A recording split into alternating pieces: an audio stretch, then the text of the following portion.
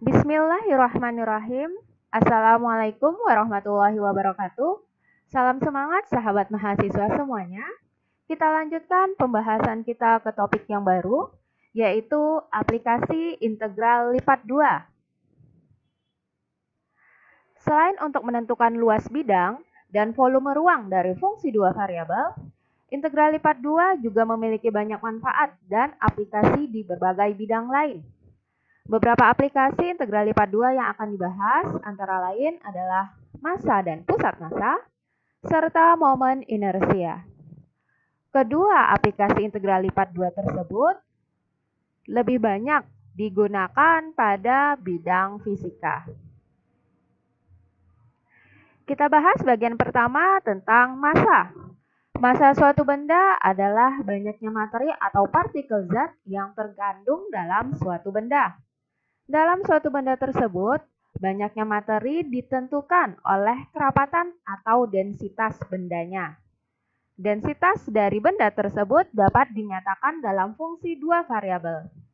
Misalkan terdapat benda pejal S dengan densitas delta X, Y. Maka massa benda tersebut dapat dinyatakan dengan M atau massa sama dengan integral lipat 2 atas daerah R dari delta dA. Jadi delta kita ini merupakan fungsi dua variabel yaitu delta X, Y. Oke, kita lihat contoh.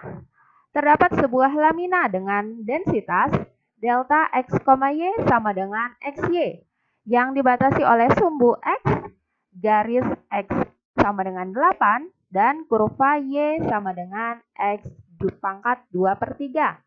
Tentukanlah massa lamina tersebut. Oke, langkah yang pertama yang harus kita lakukan adalah menggambarkan grafik daerah yang membatasi laminanya, yaitu sumbu X, garis X sama dengan 8, dan kurva Y sama dengan X pangkat 2/3. Nah, dapat kita gambarkan sebagai berikut. Jadi tadi daerah kita ya, daerah S-nya itu dibatasi oleh sumbu X. Berarti ini dia batasnya sumbu X. Kemudian X sama dengan 8. Ini dia, X sama dengan 8. Kemudian kurva Y sama dengan X pangkat 2/3. Ini dia. Nah, jadi daerahnya itu adalah daerah S. Nah, dari daerah tersebut kita cari notasinya, yaitu X sama dengan himpunan X, Y, di mana X-nya itu dimulai dari batas 0 sampai 8, dan Y-nya dimulai dari batas 0 sampai X pangkat 2/3. Jadi ini batas daerah S yang akan kita gunakan pada integral lipat 2-nya. Dengan demikian, massa lamina adalah M sama dengan integral lipat 2 atas daerah S dari XY dA. Ingat, XY-nya ini dari densitas delta X, Y. Delta X, Y tadi sama dengan XY, maka langsung aja kita gantikan dengan XY. dA gitu ya, dA-nya itu sesuai dengan daerah kita tadi terhadap koordinat kartesius X, Y, maka dA-nya diganti dengan dy dx. Nah, kenapa kita ganti dx yang paling akhir? Karena apa? Dari daerah S kita tadi kita peroleh bahwa batas X itu dari 0 sampai 8 berupa bilangan real.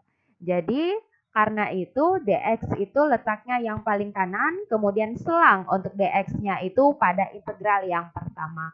Kemudian tanda integral yang kedua itu batasnya 0 sampai X pangkat 2/3. Itu untuk batas yang ada di sumbu Y-nya. Dari fungsi kita XY, DY, DX. Nah, kalau kita lihat DY ini yang letaknya paling dalam, maka kita nanti integralkan terhadap variabel Y terlebih dahulu. Sehingga kita peroleh hasilnya adalah XY kuadrat per 2. Ini kita integralkan ya, XY kita integralkan terhadap Y, kita peroleh hasilnya XY kuadrat per 2. Kemudian nanti akan kita substitusikan dengan batas bawah 0 dan batas atasnya adalah X pangkat 2/3. Nah, kita peroleh hasil integralnya itu adalah 1/2 ya. Ini 1/2 kan konstanta, kita keluarkan saja dari tanda integral. Kita peroleh di sini hasil integralnya itu adalah X pangkat 7/3. Kemudian, fungsi ini kita integralkan terhadap variabel X, akan kita peroleh hasilnya 3/10 X pangkat 10/3. Nah, ini kemudian kita substitusikan kembali dengan batas bawah 0 dan batas atas 8. Sehingga nanti akan diperoleh hasilnya 768/5 atau hasilnya sama dengan 153,6. Jadi ini adalah massa dari lamina yang ada pada soal. Oke, setelah pembahasan tentang massa, kita akan lihat pusat massa. Pusat massa suatu benda disebut juga dengan sentroid. Adalah koordinat X, Y yang menunjukkan posisi atau kedudukan zat yang menjadi pusat dari suatu benda. Misalkan terdapat benda pejal S dengan densitas delta X, Y seperti ini. Nah, pusat massa pada benda tersebut dapat digambarkan sebagai berikut. Yaitu misalkan di sini pusat massanya itu adalah X bar, Y bar, gitu ya. Jadi pusat massa dari benda tersebut dinotasikan dengan X bar, Y bar. Adapun pusat massa dari benda tersebut dapat ditentukan dari rumusan sebagai berikut. X bar itu sama dengan MY/M. MY itu adalah momen terhadap sumbu Y. Sedangkan M kecil di sini itu adalah massa benda. Apa yang dimaksud dengan momen? Gitu ya. Momen itu adalah hasil kali dari massa terhadap jarak ke sumbu gitu ya. Jadi kalau MY ini adalah hasil kali dari massa dan jarak terhadap sumbu Y. Nah, kalau kita lihat ya, ini suatu benda kita misalkan. Ini bendanya, di mana benda tersebut memiliki densitas delta X, Y gitu ya. Nah, ini benda kita ini memiliki densitas delta X, Y dan massanya itu tadi kan integral lipat 2 delta X, Y dA. Nah, jadi ini dia bendanya dengan massa seperti ini. Nah, momen dari benda terhadap sumbu Y, ini berarti momen itu adalah hasil kali dari massa dan jarak terhadap sumbu Y. Kalau kita lihat ini benda kita dan jarak terhadap sumbu Y, ini dia sumbu Y. Berarti dari sini, dari massa benda kita ini kita hitung jaraknya terhadap sumbu Y.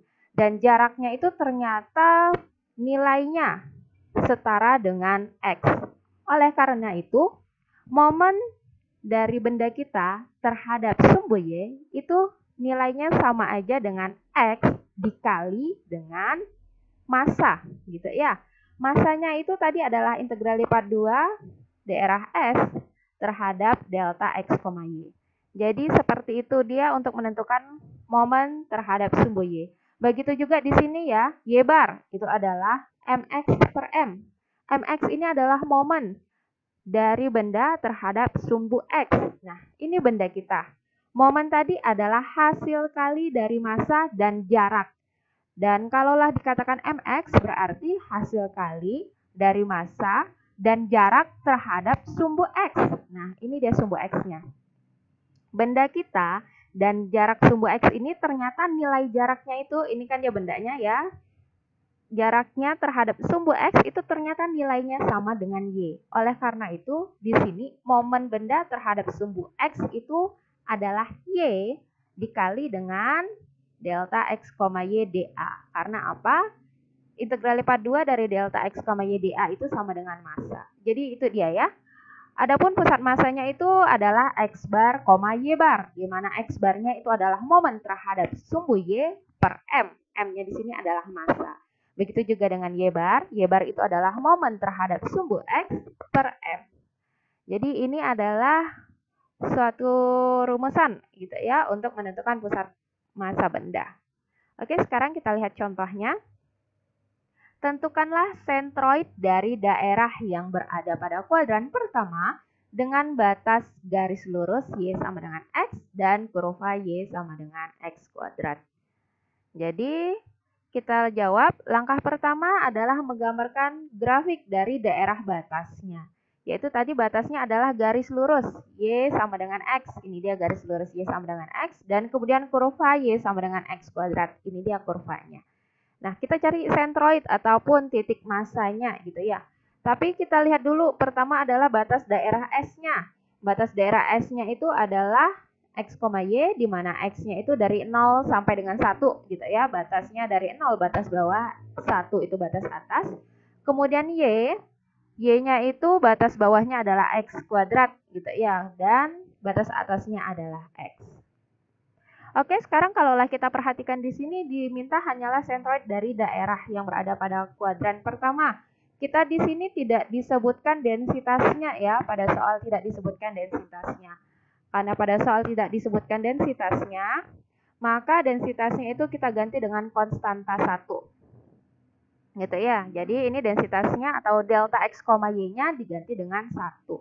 Jadi yang kita cari massa, M ini adalah massa dari 1 dy dx.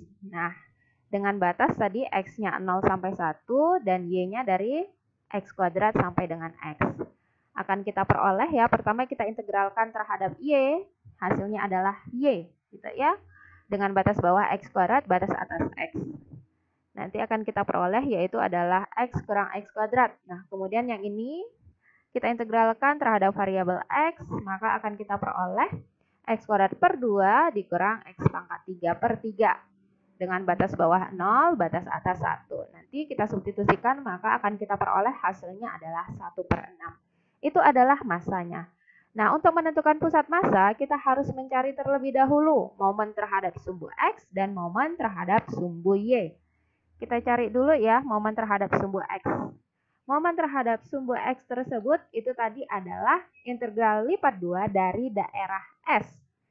Ya kan, dari daerah S, di mana kita dapatkan momennya itu adalah massa ya. Massa dikali jarak. Jarak terhadap sumbunya. Baik terhadap sumbu X atau terhadap sumbu Y. Nah, kalaulah jarak terhadap sumbu X, momennya itu gitu ya. Momennya itu diperoleh dari Y, nilainya Y gitu ya, dikali dengan delta X, Y. Nah, pada soal kita tadi kan delta X, Y-nya itu adalah 1 ya, kita ganti dengan konstanta 1, sehingga hasilnya Y kali 1 adalah Y, dan di sini adalah dy dx gitu ya. Dy dx dengan batas X-nya 0,1 dan batas Y-nya itu X kuadrat sampai X. Kemudian kita integralkan terhadap Y terlebih dahulu, kita peroleh hasilnya Y kuadrat per 2 dengan batas bawah X kuadrat, batas atas X-nya. Sehingga diperoleh nanti hasilnya adalah X kuadrat per 2 kurang X pangkat 4 per 2. Nah, ini dia hasil dari integrasi Y kuadrat per 2 ya. Kemudian fungsi yang di dalam ini kita integralkan lagi terhadap variabel X. Diperoleh hasilnya X pangkat 3 per 6 dikurang dengan X pangkat 5 per 10.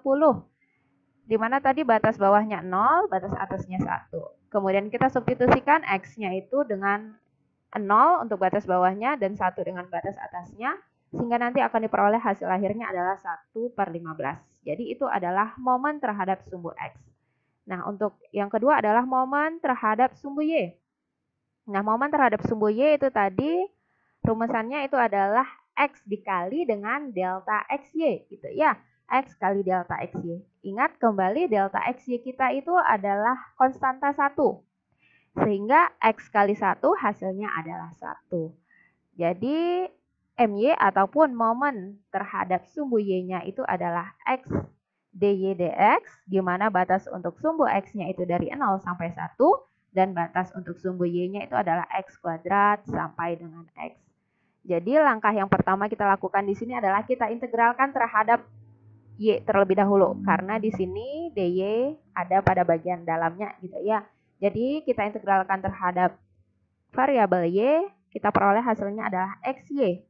Di mana XY nanti memiliki batas bawah itu adalah X kuadrat dan batas atas adalah X. Kita substitusikan ya, Y dengan batas bawah X kuadrat dan batas atas X, sehingga diperoleh nanti hasilnya adalah X kuadrat dikurang X pangkat 3. Nah, bentuk ini kemudian kita integralkan terhadap variabel X, nanti akan diperoleh hasilnya X pangkat 3 per 3 kurang X pangkat 4 per 4. Dengan batas bawah 0, batas atas 1. Dan kita kemudian substitusikan X-nya dengan batas atas 1 dan batas bawah 0, akan diperoleh hasilnya adalah 1/12. Jadi momen terhadap sumbu Y-nya itu adalah 1/12. Sehingga kita akan dapatkan X bar gitu ya. X barnya itu adalah momen terhadap sumbu Y per M. M-nya ini adalah massa gitu ya. Sehingga momen terhadap sumbu Y-nya itu tadi adalah 1/12. Massa kita tadi adalah 1/6. Sehingga kita peroleh X barnya itu adalah 1/2. Kemudian Y barnya itu adalah momen terhadap sumbu X per M. M-nya itu adalah massa. Momen terhadap sumbu X-nya tadi adalah 1/15. Dan momen terhadap massanya itu adalah 1/16. Sehingga diperoleh Y barnya adalah 2/5. Jadi pusat massanya itu adalah X bar, Y bar, yaitu adalah 1/2, 2/5. Oke, ini adalah contoh untuk pusat massa. Kemudian kita lihat aplikasi berikutnya, itu adalah momen inersia. Momen inersia itu adalah kecenderungan suatu benda untuk berotasi pada porosnya. Jadi berotasi itu artinya berputar pada porosnya. Dan poros benda tersebut dapat berupa sumbu X, sumbu Y, dan sumbu Z. Dengan demikian momen inersianya ada 3 jenis, yaitu momen inersia terhadap sumbu X, momen inersia terhadap sumbu Y, dan momen inersia terhadap sumbu Z. Jadi momen inersianya itu dapat ditentukan sebagai berikut. Yang pertama ini adalah IX. IX itu adalah momen inersia terhadap sumbu X, yaitu adalah integral lipat 2 daerah S dari Y kuadrat kali delta X, Y. Nah, Y kuadrat ini, jadi momen inersia itu nama lainnya adalah momen kedua dari suatu benda.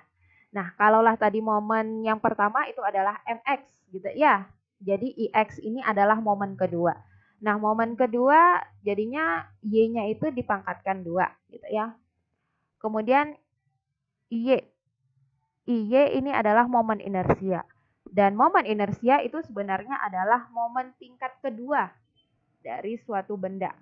Nah, karena tadi kalau yang pertama MY-nya itu adalah nilai MY itu tidak diperoleh dari integral lipat 2 X kali delta X, Y. Jadi kalau momen inersianya adalah IY, diperoleh dari X kuadrat kali delta X, Y. Jadi momen inersia itu adalah momen tingkat kedua gitu ya. Momen yang pertama kita tadi adalah MX sama MY.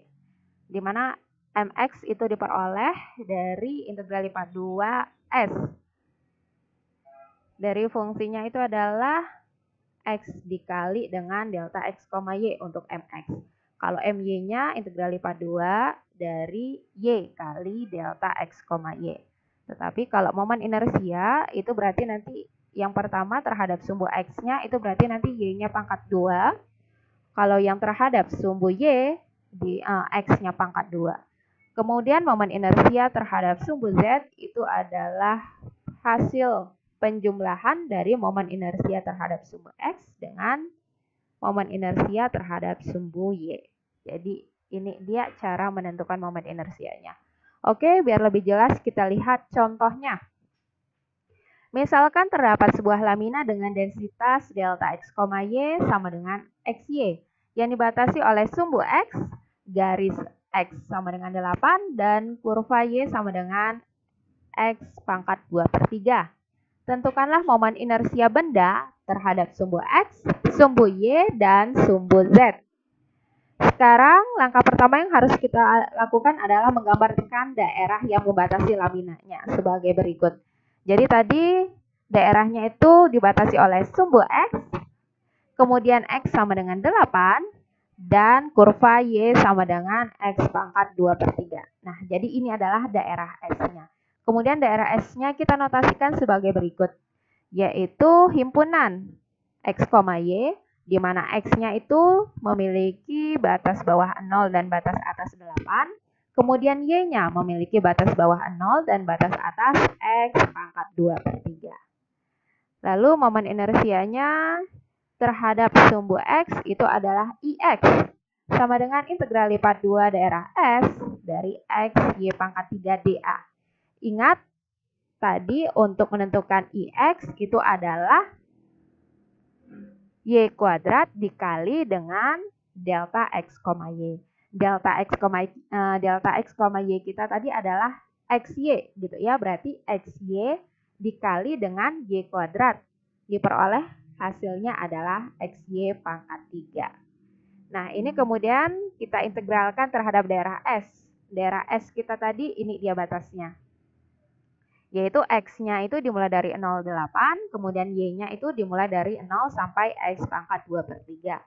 Dari XY pangkat 3 DY dx. Nah, berarti ini kita integralkan dulu ya terhadap Y-nya, karena DY yang letaknya bagian dalam. Kita integralkan terhadap Y, diperoleh nanti hasilnya adalah 1/4 X pangkat 11, 1/4 X pangkat 11/3 gitu ya. Nah, 1/4-nya ini kita keluarkan dari tanda integral. Jadi yang kita integralkan terhadap variabel X-nya di sini itu tinggal fungsi X pangkat 11/3. Nah, fungsi kita ini kita integralkan terhadap variabel X. Nanti akan diperoleh hasil integralnya dengan batas bawah 0 dan batas atas 8 itu adalah 6.144/7 atau nilainya sama hampir mendekati 877,7,1. Jadi itu adalah momen inersia terhadap sumbu X. Sekarang kita lihat momen inersia terhadap sumbu Y, yaitu IY. IY tadi kalau kita lihat dari rumusnya itu adalah X kuadrat dikali dengan delta XY. Nah, delta XY di soal itu adalah XY gitu ya. Jadi delta X, Y di soal itu tadi adalah XY. Sehingga X kuadrat dikali XY adalah X pangkat 3Y gitu ya. Jadi di sini yang mau diintegralkan di IPA 2 adalah X pangkat 3Y dA terhadap daerah S. Nah, daerah S kita tadi memiliki batas untuk X-nya itu dari 0 sampai 8 dan untuk Y-nya batasnya 0 sampai X pangkat 2/3. Nah, fungsi kita ini yang pertama kali harus kita integralkan terhadap variabel Y terlebih dahulu ya. Terhadap variabel Y kita integralkan sehingga nanti diperoleh hasilnya adalah setengah X pangkat 13/3 gitu ya. Setengah X pangkat 13/3. Nah, kemudian fungsi kita ini X pangkat 13/3 kita integralkan terhadap variabel X dan nanti setelah kita integralkan terhadap variabel X, kita substitusikan batas bawahnya 0, batas atasnya 8. Sehingga nanti akan diperoleh hasilnya adalah 6.144. Itu adalah momen inersia terhadap sumbu Y-nya. Yang terakhir adalah momen inersia terhadap sumbu Z, di mana momen inersia terhadap sumbu Z itu adalah penjumlahan dari momen inersia terhadap sumbu X dan yang dijumlahkan dengan momen inersia terhadap sumbu Y. Jadi IZ itu sama dengan IX ditambah IY. Sehingga hasilnya itu adalah 49.000 gitu ya, 49.152/7. Ini 49.152/7 ya, bukan 49, ini salah penulisan aja nih. 49.152/7 yang hasilnya mendekati nilai 7.021,71. Jadi ini adalah nilai dari momen inersia terhadap sumbu Z. Oke, demikianlah pembahasan kita tentang aplikasi integral IPA 2. Billahi taufiq wal hidayah. Wassalamualaikum warahmatullahi wabarakatuh.